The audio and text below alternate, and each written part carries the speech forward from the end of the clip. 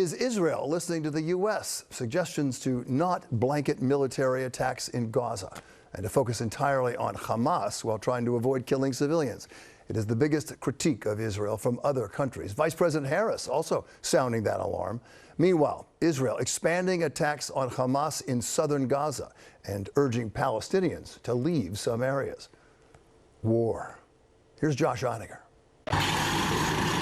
The war effort has tonight moved south, where nearly 2 million displaced Gazans have already had to flee, many now forced to move again. Satellite imagery shows Israeli military resources massing near Khan Yunis, a city of 200,000 people, which the IDF says it plans to encircle and eradicate Hamas strongholds within. We want civilians not to be in the area where we're fighting. We want to focus our firepower on Hamas and Hamas only. In the north, at the commencement of operations, you saw them ask or order more than 1 million people to move.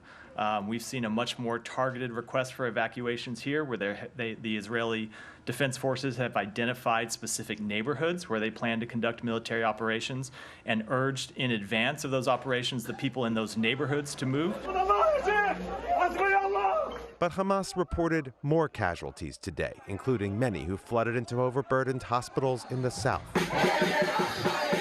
Back in Israel, protests demanding the resignation of Prime Minister Benjamin Netanyahu after the intelligence lapses that enabled the Hamas invasion 2 months ago this week.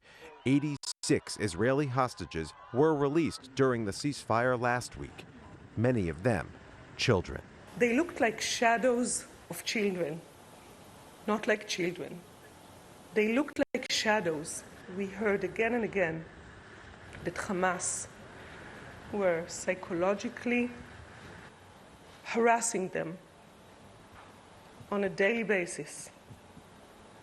You're not going to go back. There is no Israel anymore. There is nowhere for you to go back, and nobody's looking for you.